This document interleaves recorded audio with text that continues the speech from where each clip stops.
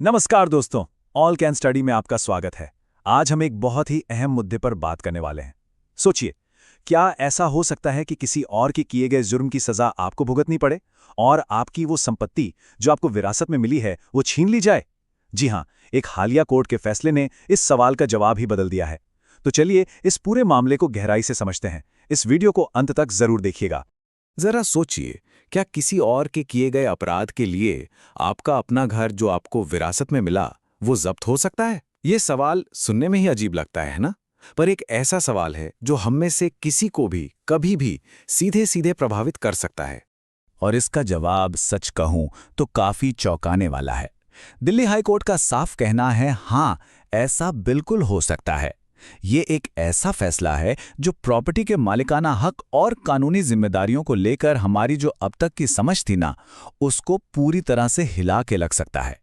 तो हुआ यह है कि दिल्ली हाई कोर्ट ने एक बहुत ही बड़ा, एक लैंडमार्क फैसला सुनाया है। इस फैसले ने एक बात बिल्कुल साफ कर दी है कि prevention of money laundering act, जिसे हम पीएमएलए भी कहते हैं, उसके तहत किसी भी तरह की प्रॉपर्टी को अटैच किया जा सकता है और इसमें कोई फर्क नहीं पड़ता कि वो पैतृक हैं या फिर आपको विरासत में मिली हो।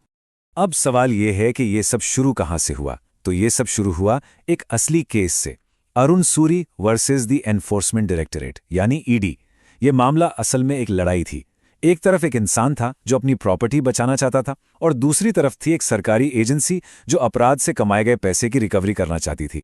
तो देखिए, दोनों साइड्स के तर्क बड़े दिलचस्प थे।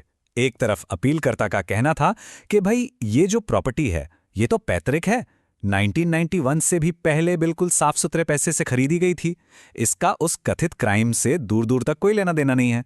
वहीं दूसरी तरफ ईडी का तर्क का कि देखो, जो पैसा गैरकानूनी तरीके से कमाया गया है वो तो छुपा दिया गया है, इसलिए उस नुकसान की भरपाई के लिए हम उतनी ही कीमत की कोई भी साफ सुथरी संपत्ति भी जब्त कर सकते हैं। तो ईडी का ये जो तर्क है कि हम साफ संपत्ति भी जब्त कर लेंगे, आखिर इसका आधार क्या है?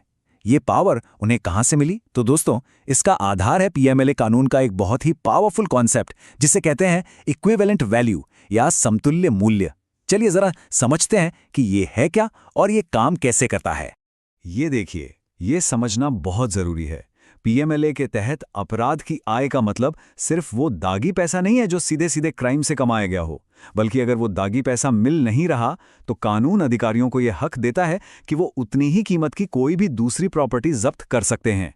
और यहीं पर कैच है, भले ही वो दूसरी प्रॉपर्टी पूरी ईमानदारी से कमाई गई हो। और हाँ, ऐसा नहीं है कि ये सब रातों रात हो जाता है। इसकी एक पूरी प्रक्रिया है जिसके दो मुख्य स्टेप्स हैं। पहला, प्रोविजनल अटैचमेंट होता है, मतलब एक तरह से टेम्परेरी अटैचमेंट जो 180 दिनों के लिए होता है। इसके बाद एक दूसरी अथॉरिटी सारे सबूतों को देखती है, पूरे मामले की जांच करती है और फिर फाइनल फैसला लेती है कि इस अटैचमेंट को पक्का करना है या प्रॉपर्टी को रिलीज कर देना है। अब आपके मन में भी ये सवाल आ रहा होगा कि अरे, ये तो गलत है। क्या ये कानून संवैधानिक है? क्या ये हमारे मौलिक अधिकारों, हमारे फंडामेंटल राइट्स के खिलाफ नहीं है? बिल्कुल, ये सवाल कोर्ट के सामने भी रखे गए थे और कोर्ट ने इन सब पर विचार करने के बाद इस कानून को सही ठहराया। और कोर्ट ने अपना फैसला कैसे दिया, यह समझना बहुत जरूरी है। देखिए, आर्टिकल 300A के तहत कोर्ट ने कहा कि संपत्ति का अधिकार एक कानूनी अधिकार है, मौलिक अधिकार नहीं। इसका मतलब इसे एक वैध कानून जैसे पीएमएलए के जरिए कंट्रोल किया जा सकता है। फिर आर्टिकल 14 यानी समानता के अधिकार पर कोर्ट ने साफ किया कि पैतृक संपत्ति को कोई स्पेशल ट्रीटमेंट नहीं मिलेगा, वो बाकी संपत्तियों जैसी ही है। और आर्टिकल 21 यानी जीवन के अधिकार पर कहा गया कि चूंकि पीएमएलए की प्रक्रिया न्यायसंगत है, इसलिए ये कार्यवाही भी कानूनी तौर पर सही है। एक और बात, ये कोई बिल्कुल नया या अचानक आया हुआ विचार नहीं है। इसकी नींव तो 2022 में ही रख दी गई थी, जब सुप्रीम कोर्ट ने विजय मदन लाल चौधरी केस में पीएमएलए कानून को संवैधानिक रूप से वैध ठहराया था। अब दिल्ली हाईकोर्ट का ये जो 2024 का फैसला आया है, ये बस उसी नींव पर एक और ईंट रखने जैसा है। इसने सिर्फ ये और साफ कर दिया है कि ये नियम पैतृक संपत्ति पर भी 100% लागू होगा। तो चलिए, कानून की बातें तो हो गईं, अब आते हैं मुद्दे की बात पर। इस फैसले का असल जिंदगी में क्या असर पड़ेगा, मतलब इसके फायदे क्या हैं और इससे जुड़ी चिंताएं क्या क्या हैं? आइए अब जरा इस पर भी एक नजर डाल लेते हैं। देखिए, ये मामला बिल्कुल एक दोधारी तलवार की तरह है। एक तरफ इसके फायदे हैं, ये ईडी को आर्थिक अपराध से लड़ने में और मजबूत बनाता है। अपराधियों के लिए अब अपनी काली कमाई को किसी साफ सुथरी प्रॉपर्टी में छिपाना मुश्किल हो जाएगा। लेकिन दूसरी तरफ चिंताएं भी बहुत बड़ी हैं। सबसे बड़ा खतरा तो उन बेकसूर वारिसों के लिए है जिन्हें किसी और के गुनाह की कीमत चुकानी पड़ सकती है। और हाँ, इससे ईडी की ताकत भी काफी बढ़ जाती है, जिससे लंबी कानूनी लड़ाइयों की आशंका भी बनी रहती है।